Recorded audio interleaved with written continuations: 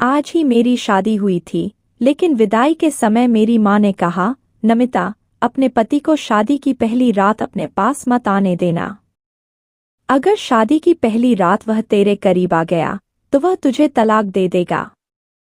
इसलिए मेरी इस बात का ध्यान रखना कि तेरा पति तुझे ना छुए। मैं हैरान होकर अपनी माँ को देखने लगी। मेरी माँ ने कहा, बस मेरी यही बात मान लो, अभी फिलहाल जितनी तुझसे कोशिश हो सके अपने पति से दूर रहना। मैंने कहा, लेकिन मम्मी, ऐसा क्यों? वह मेरा पति है और वह क्यों मानेगा? और फिर करण ने कितनी जिद के बाद मुझे पाया है, फिर वह भला मेरे करीब क्यों नहीं आएगा? और फिर मेरी माँ ने मुझे ऐसी हकीकत बताई कि मैं कांप कर रह गई। मैंने कहा, माँ, आपको यह शादी नहीं करवानी चाहिए थी। आपको कम से कम करण की जिंदगी बर्बाद करने से पहले एक बार तो सोचना चाहिए था। जब यह सच्चाई करण को पता चलेगी तो उनका पूरा घर ही बर्बाद हो जाएगा। यह आपने अच्छा नहीं किया। मेरी आंखों में आंसू आ गए थे। मेरी माँ ने मेरी यह सच्चाई मुझसे क्यों छुपाई थी? मेरी माँ ने कहा, यह शादी करण की जिद पर हुई है। मैंने तो इस रिश्ते के लिए पहली बार में ही मना कर दिया था, लेकिन उन लोगों ने जब नहीं माना तो मैंने भी सोचा, अच्छा है, तू भी अपने घर की हो जाएगी। हो सकता है समय गुजरने के साथ साथ तेरी जिंदगी में भी खुशियों के रंग भर जाएं। क्योंकि तू कब तक हमारी दहलीज पर बैठी रहती? मैं क्या करती? उदास मन से ससुराल चली आई। मैंने ऐसा ही किया, पति को करीब न आने दिया। सुहाग रात के कमरे में वह बेड पर बैठा मेरे हुस्न की तारीफें कर रहा था और जैसे ही उसने मेरा हाथ छुआ, मैंने उसे पीछे की तरफ धकेल दिया। वह हैरान हुआ। मेरा पति करण मुझे वजह पूछने लगा तो मैंने रोना धोना मचा दिया, लेकिन मैंने कुछ नहीं बताया।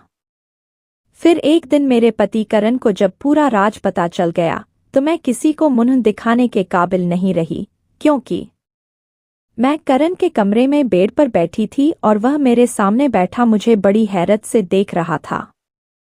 मेरा पूरा शरीर इस समय बुरी तरह से कांप रहा था। मैं पूरी तरह बर्फ की तरह ठंडी पड़ चुकी थी। सामने बैठे मेरे पति की तेज नजरें मुझे अपने शरीर के आर पार होती महसूस हो रही थीं। वह कहने लगा, क्या बात है नमिता?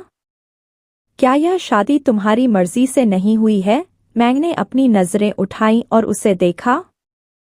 मैं अपने आंसुओं को रोकने की कोशिश कर रही थी। मेरे होठ बुरी तरह से कांप रहे थे और वह बड़े सख्त और गुस्से भरे शब्दों में मुझसे वजह पूछ रहा था। मैं चाहकर भी बोल नहीं पा रही थी कि असल वजह क्या है। उसने दोबारा से मुझे दहाड़ते हुए पूछा, नमिता, मैंने कुछ पूछा है तुमसे? उसकी इस तरह की दहाड़ पर मैं पूरी तरह घबरा गई थी और जोर से रोने लगी।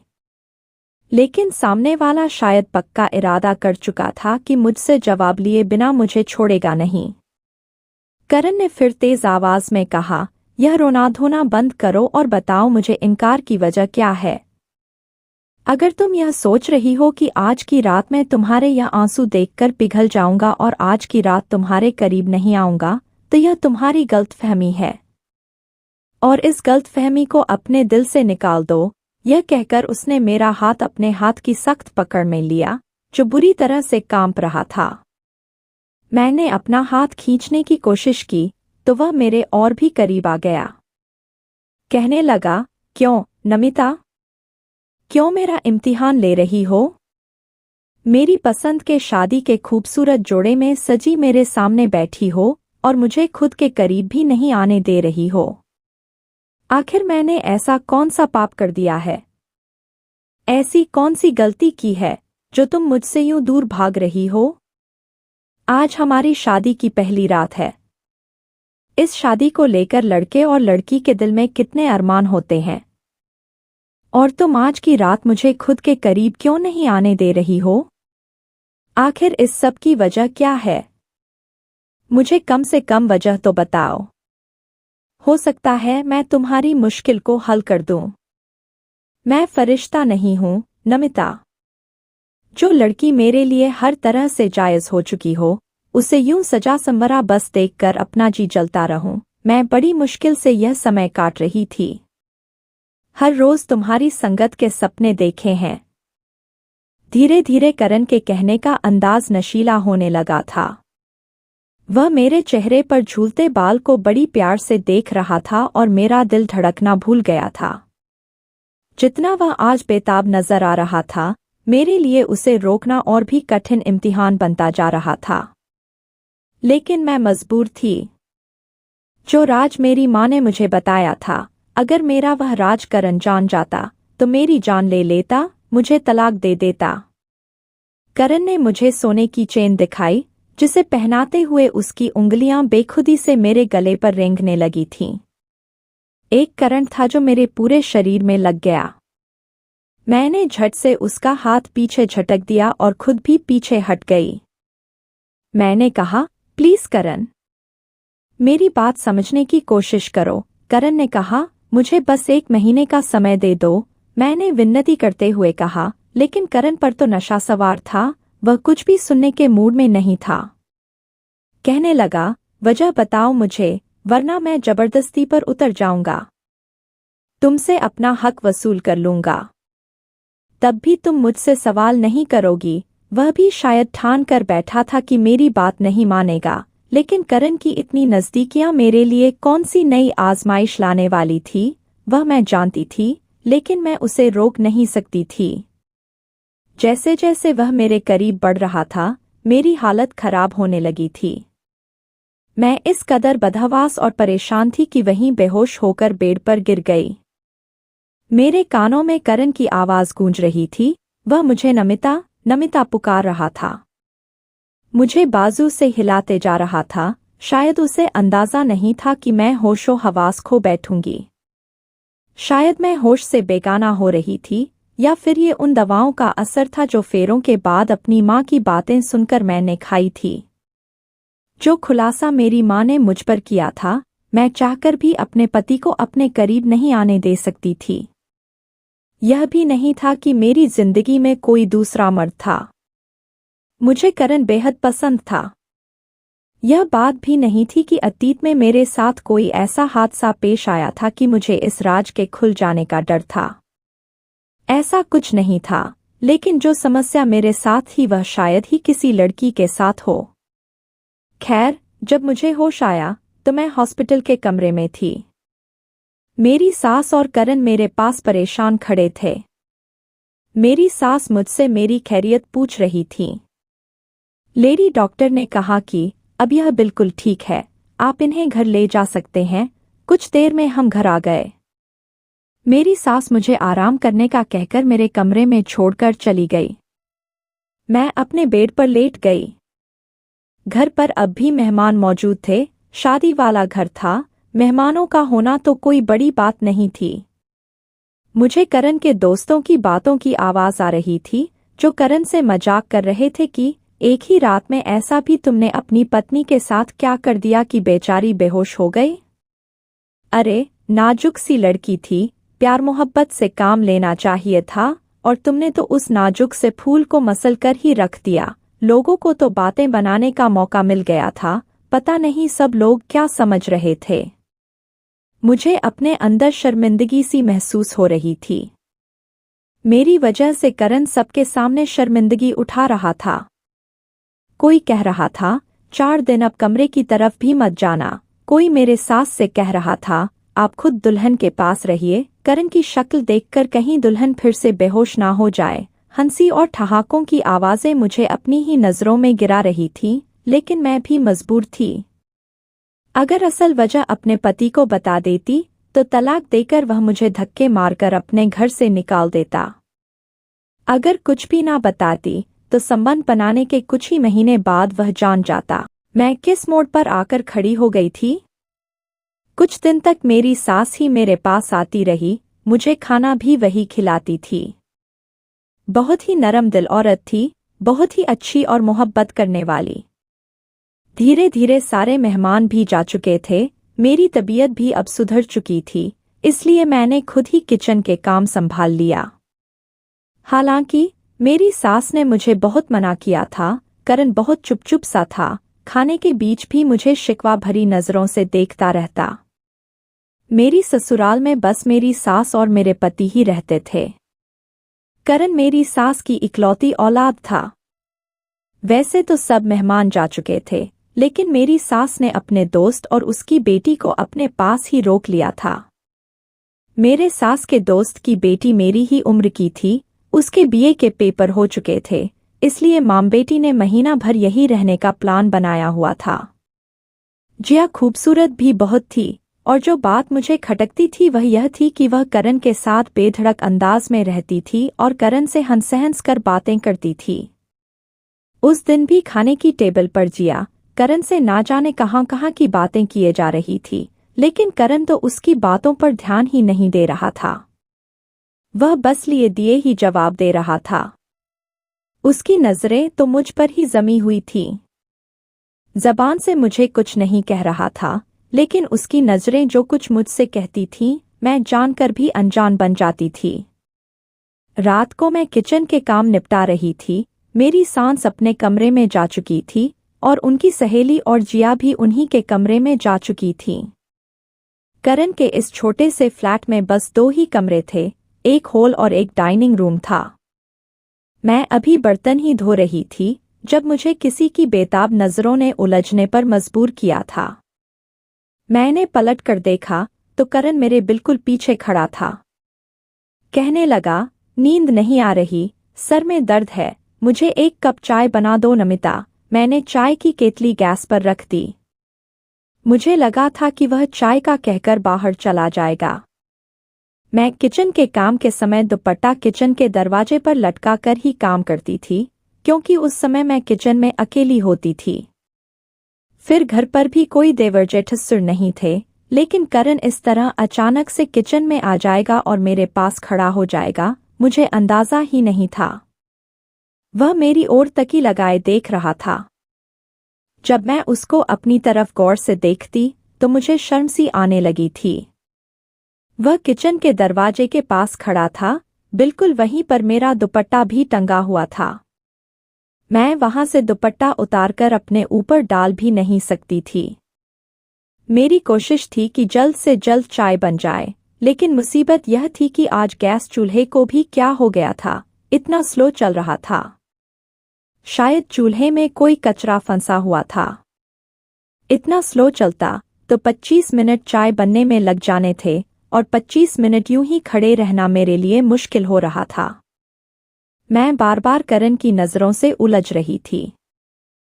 दिल की धड़कनें मेरे काबू से बाहर थीं। तभी अचानक मुझे करण की आवाज अपने कानों में सुनाई दी। करण कह रहा था, नमिता, तुम्हारे बाल कितने लंबे और खूबसूरत हैं। मैंने तो आज गौर किया है। वह थोड़ा सा और मेरी तरफ बढ़ चुका था। किचन छोटा था, इसलिए वह मेरे बहुत ही करीब पहुंच चुका था। मैं उस समय बहुत नर्वस हो रही थी। वह बिल्कुल मेरे सामने आकर खड़ा हो गया। मेरे चेहरे को गौर से देखने लगा। वह बोला, जानती हो, मैंने जब तुम्हें पहली बार अपने दोस्त की शादी पर देखा था, तुम्हारी मुस्कुराहट से तुम्हारे चेहरे पर पड़ने वाले डिंपल ने मेरा दिल ही मुझसे छीन लिया था। मैं जब तक उस शादी के फंक्शन में मौजूद रहा, मेरी नज़र लगातार तुम पर थी। बस वही अपना दिल तुम पर ऐसा हारा कि जब तक रिश्ता पक्का नहीं हो गया, मेरा सुकून और चैन जैसे मुझसे छीन ही गया था। यह कहते हुए वह मेरे और भी करीब आ गया था। मैं पीछे सेल्फ से जा लगी थी। करण, प्लीज पीछे हटो, मुझे अपना दुपट्टा लेना है। मैंने अपने माथे पर आए हुए पसीने को साफ किया था।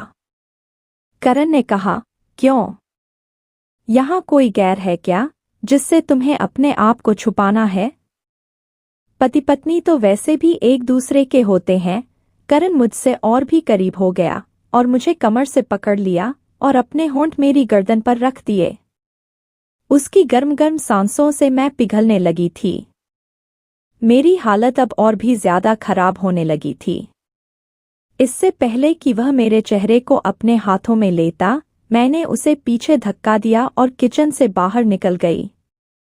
तेजी से अपने कमरे में जाकर दरवाजा बंद कर लिया। मैं कैसे करण की बढ़ती हुई बेकरारी को रोक सकती थी? वह पति था मेरा, मुझसे मोहब्बत करता था। उसने अपने दोस्त की शादी में मुझे पसंद कर लिया था और मेरे घर रिश्ता भेज दिया था। मेरी माँ ने पहले इस रिश्ते के लिए मना कर दिया था और जब तक यह रिश्ता पक्का नहीं हो गया, उसने हमारे घर की दहलीज नहीं छोड़ी थी। वह ना जाने कब से मेरे इंतजार में था और जब आज मैं उसकी पत्नी बनकर उसके घर में मौजूद थी तो वह मुझे जी भरकर प्यार भी नहीं कर सकता था क्योंकि मैंने उसे इजाजत नहीं दी थी। वह अपनी जगह सही था, लेकिन जिस मुश्किल में मैं फंस चुकी थी वह मेरे लिए एक मुसीबत बन गई थी। टेंशन के कारण मैं रोने लगी थी। पत्थर की तो मैं भी नहीं थी। एक नेचुरल सा रिश्ता था। जितनी मोहब्बत और संगत की तड़प करण को थी, मैं भी उसकी संगत के लिए तड़प रही थी। जी चाहता था कि उसकी मजबूत बाहों में समाकर दुनिया के सारे गमों को भुला दूं, लेकिन बस मेरी मजबूरी मेरे आड़े आ जाती थी। रोते रोते पता नहीं कब मेरी आंख लग गई थी। सुबह जब उठी तो करण ऑफिस जा चुका था। मैंने अपनी सास से करण की इतनी जल्दी ऑफिस जाने की वजह पूछी तो मेरी सास ने कहा, पता नहीं, कह रहा था ऑफिस में कुछ जरूरी काम है। मुझे याद आया, मैंने तो रात भर अपना कमरा अंदर से लॉक रखा था। शायद करण वहीं हॉल में सोफे पर ही सो गया होगा। उसके कपड़े और बैग वगैरह भी तो कमरे में ही थे। मैं समझ गई करण ऑफिस नहीं गया, बल्कि वह घर से कहीं चला गया है। अब मुझे करण की चिंता होने लगी। पता नहीं वह कहाँ चला गया होगा। वह मुझसे नाराज था।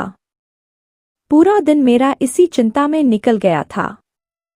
शाम 4 के करीब वह आया था। वह सीधा कमरे में चला गया। उसके बाद से करण ने मुझसे बातचीत करना बिल्कुल बंद कर दी। वह बिल्कुल भी मेरी तरफ नहीं देखता था। एक बार जब उसके ऑफिस के कपड़ों पर प्रेस करने लगी तो उसने मेरे हाथ से छीन लिया। कहने लगा, मेरे काम करने की तुम्हें कोई जरूरत नहीं है। यह कहकर उसने अपने कपड़े जिया को दे दिए। नाश्ते का भी उसी से कहने लगा। मैं बेचैन सी होकर रह गई थी। करण का रवैया शायद मेरे साथ ठीक ही था। वह कब तक मेरे साथ नरमी से रह सकता था? लेकिन मेरी जान पर उस समय बन आई जब मैंने जिया को करण के आगे पीछे घूमते देखा। वह बड़ी खुशी से दौड़ दौड़कर करण के सारे काम कर रही थी। हैरत तो मुझे यह देखकर भी हुई कि शाम को जब करण ऑफिस से वापस आता था, उस समय जिया नई नवेली दुल्हनों की तरह तैयार होकर दरवाजे पर खड़ी रहती थी। जैसे ही करण अंदर आता, जिया भागकर उसके करीब जाती, उसे मुस्कुराते हुए हेलो कहती और उसके हाथ से बैग ले लेती। जो जिम्मेदारी मेरी थी, वह बड़ी खुशी से जिया निभा रही थी। और मेरे अंदर तो जैसे आग ही लग गई थी। लेकिन मैं क्या कह सकती थी? क्योंकि करण खुद उसे इतनी अहमियत दे रहा था, शायद इसलिए कि जो वह चाहता था, वह मैं पूरा नहीं कर सकती थी। बात यहीं तक रुकी रहती तो ठीक था। एक बार रात के समय मेरी आंख खुली तो मुझे बाहर डाइनिंग रूम से बातों की आवाज आ रही थी। जब मैं कमरे से बाहर निकली तो दोनों ही हंस कर बातें कर रहे थे। सामने चाय के 2 कप भी पड़े हुए थे। मुझे देखकर जिया की हंसी को तो ब्रेक लग गए थे, लेकिन करण बिल्कुल बेपरवाह सा बैठा हुआ था और जिया से बातें करता रहा, जैसे उसे मेरे होने ना होने की कोई परवाह ही ना हो। मैं रोते हुए अपने कमरे में चली गई। मेरी जिंदगी धीरे धीरे बर्बाद हो रही थी, मेरा घर उजड़ रहा था। लेकिन मैं शायद जिंदगी के उस मोड़ पर खड़ी थी कि जहां आगे कुआं और पीछे खाई थी। अगर मैं हकीकत करण को बताती, तब भी मेरा घर बर्बाद हो जाना था और ना बताती, तब भी यह जिया नाम की लड़की मेरी जगह ले लेती। औरत सब कुछ सह सकती है, लेकिन सौतन का दुख नहीं। मेरे और करण के बीच जो कुछ भी था, मैं नहीं चाहती थी कि जिया बीच में आए। इसीलिए मैंने अपनी सास से कहा, जिया को काफी दिन हो गए हैं यहाँ आए हुए, वापस कब जाएगी? हालांकि जिया की माँ को गए हुए काफी दिन हो गए थे। जिया यह कहकर रुक गई थी कि मैं कुछ दिन और यहाँ रुकना चाहती हूँ, मेरी सास कहने लगी कि मैं भी उसे कह चुकी हूं कि अब तो तुम्हें आए हुए बहुत दिन हो गए हैं, तुम अब अपने घर जाओ। लेकिन यह करण है कि उसे मना किया जा रहा है। वह जाने का मन भी बनाती है तो करण उसे रोक लेता है। यह सुनकर तो मेरा दिल जैसे किसी ने मुट्ठी में जकड़ लिया था। करण क्यों चाहता था कि वह यहां से ना जाए। एक बार मैं किचन से बाहर आई तो दोनों ड्राइंग रूम में बातें कर रहे थे।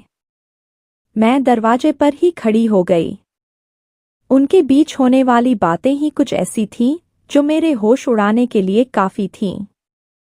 पहले मैं नहीं जानती थी कि उन दोनों के बीच क्या चल रहा है, लेकिन आज इस राज से भी पर्दा उठ चुका था। मैं तो इस गलतफहमी में जी रही थी कि करण मुझसे मोहब्बत करता है, लेकिन हकीकत तो शायद कुछ और ही थी, क्योंकि जो मैंने सुना था उसके बाद मेरे दिल में यह लग सा गया था कि मेरा पति मुझसे मोहब्बत नहीं करता। शायद यह शादी उसकी मजबूरी रही होगी, वरना मोहब्बत तो उसे जिया से ही थी, और जिया उसके कहने पर ही यहाँ रुकी हुई थी। मैं रोते हुए अपने कमरे में चली गई। रात का खाना भी नहीं खाया। मेरी सास मेरे पास आई और कहने लगी, तुम खाना क्यों नहीं खा रही? मैंने सर दर्द का बहाना बना दिया। आधी रात मैंने रोकर गुजारी थी। रात 2 बजे मुझे ड्राइंग रूम से फिर सरगोशियों की आवाजें आने लगीं। मैं अपने कमरे से बाहर निकली तो ड्राइंग रूम का दरवाजा बंद था। मैंने ड्राइंग रूम की खिड़की से देखा तो मेरे होश उड़ गए। जिया करण की बाहों में थी। अचानक मेरी आँख खुली थी। मेरा शरीर बुरी तरह से कांप रहा था, मैं पसीने से भीग चुकी थी। भगवान का धन्यवाद किया कि जो मैंने देखा वह एक सपना था। मैं उठकर जल्दी से अपने कमरे से बाहर निकली। हॉल में खामोशी छाई हुई थी। मैं ड्राइंग रूम में गई। करण अपने लैपटॉप पर कोई काम कर रहा था। मैं रोते हुए उसके पास बैठ गई। वह मुझे देखकर कुछ परेशान हुआ, कहने लगा, क्या बात है? रो क्यों रही हो? मैंने कहा, करण, आप आज के बाद जिया से बात नहीं करेंगे। मेरी बात पर पहले तो वह कुछ देर तक मुझे देखता रहा, फिर अपना लैपटॉप बंद कर दिया। कहने लगा, क्यों ना बात करूं? मैंने कहा, आपके दिल में जिया थी तो मुझसे शादी क्यों की आपने? वह कहने लगा, मुझसे बहुत बड़ी भूल हो गई, जो मैंने जिया की कदर नहीं की और तुम्हारे हुस्न का दीवाना बन बैठा और तुमसे शादी कर ली। जिया मुझसे पहले से ही मोहब्बत करती है और मुझसे शादी करना चाहती है, और अब मुझे भी इस बात का एहसास हो गया है। इसलिए मैं जिया से शादी करना चाहता हूँ। यह सुनकर तो मेरा दिमाग ही चकरा गया था। मैं फूट फूट के रोने लगी।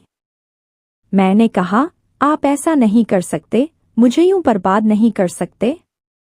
मैं मर जाऊंगी आपके बगैर, करण। मैं आपसे बहुत मोहब्बत करती हूँ। मेरी बात सुनकर करण ने मेरा हाथ पकड़ा और कमरे में लेकर आया और कमरे का दरवाजा बंद कर दिया। कहने लगा, बस यही तो सुनना चाहता था मैं।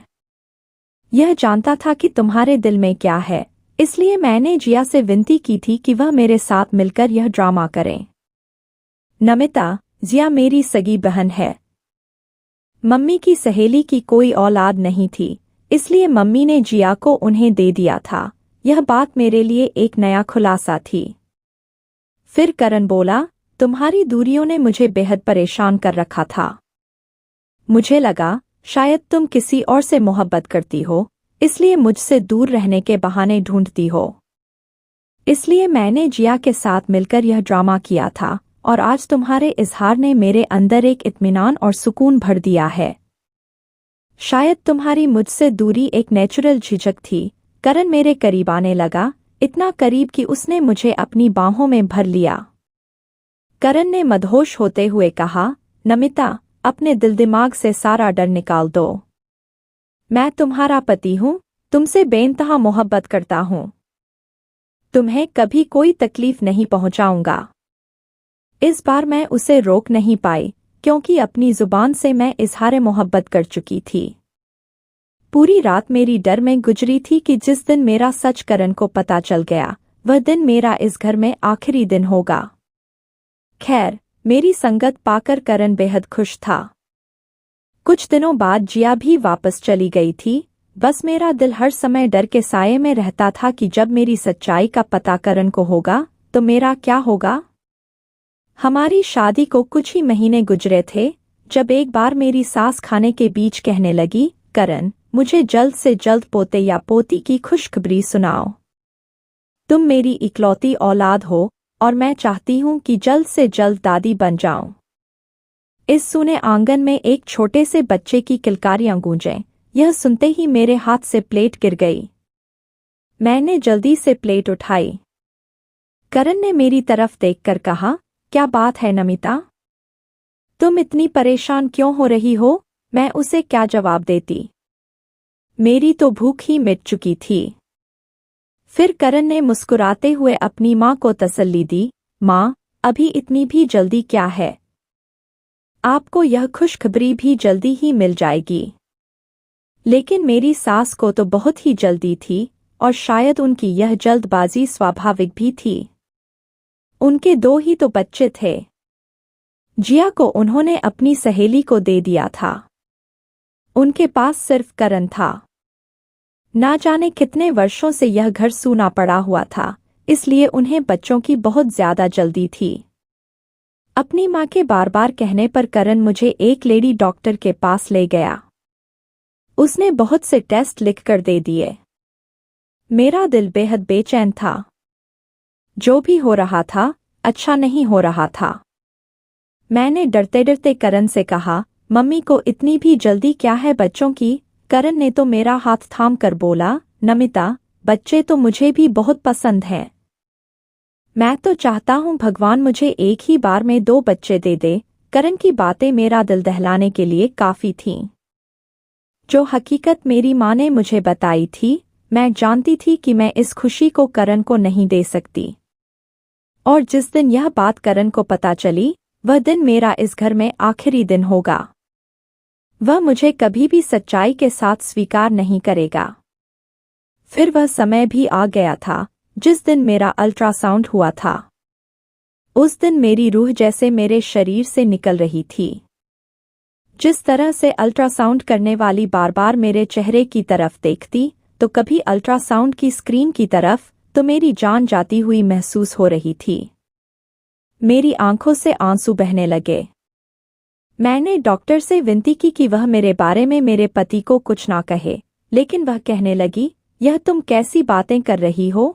और वैसे भी अगर मैं नहीं बताऊंगी तो कोई और अल्ट्रासाउंड करने वाला बता देगा। यह बात ज्यादा दिनों तक छुप नहीं सकती। भलाई इसी में है कि आप अपने पति को खुद ही सच्चाई बता दें। मैं उससे विनती करने लगी कि मेरा घर टूट जाएगा, लेकिन शायद मेरी किस्मत ही खराब थी। मेरी रिपोर्ट करण तक पहुंच गई थी। जैसे ही लेडी डॉक्टर ने वह रिपोर्ट देखी तो मुझे हैरत से देखने लगी और उसने मेरी रिपोर्ट की सारी सच्चाई करण को बता दी।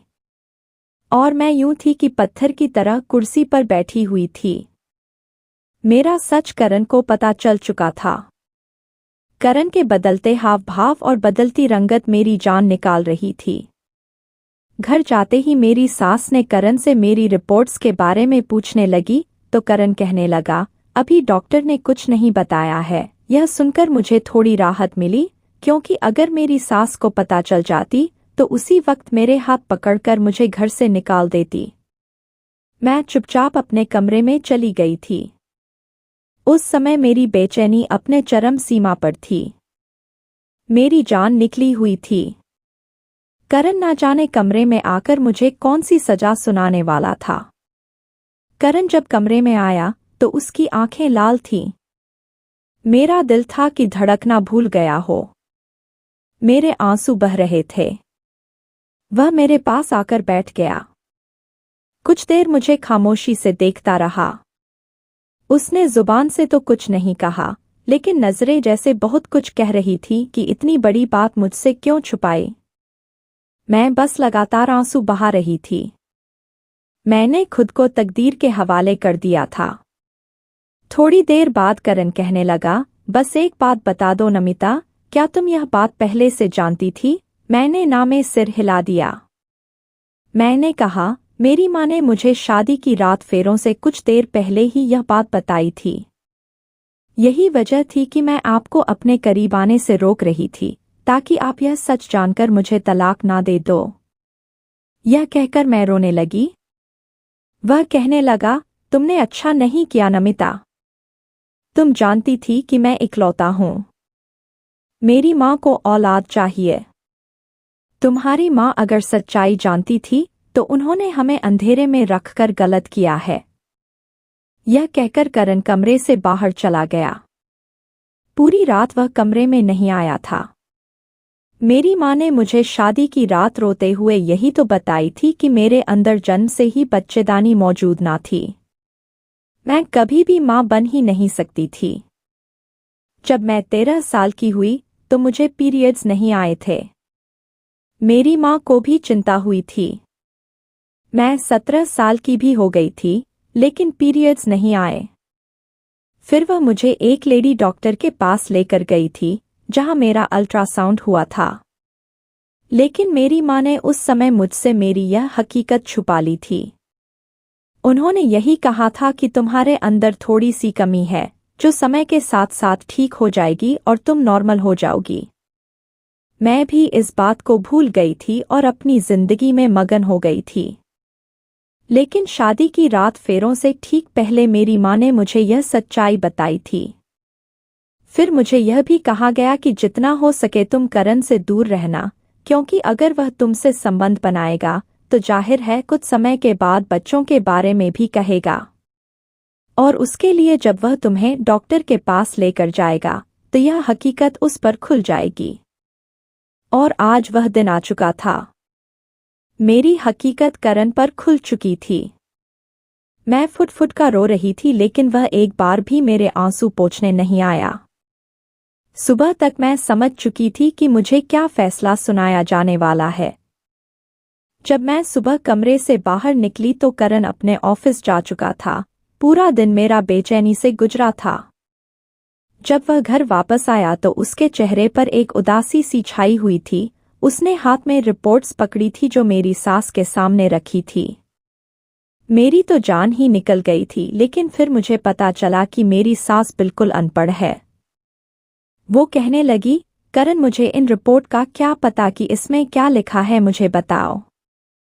करण कहने लगा कि माँ, मैं आपको कभी भी वारिस नहीं दे सकता, क्योंकि मेरे अंदर बच्चा पैदा करने की सलाहियत नहीं है।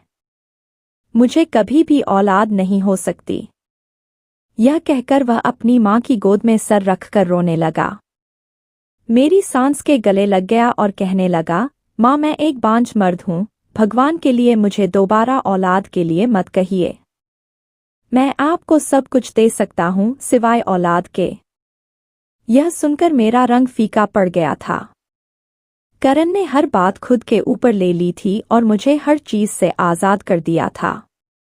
मेरी सास भी रो रही थी और मैं हक्का बक्का अपने पति को देख रही थी कि मर्द का कौन सा रूप था जो मेरे सामने करण की सूरत में था।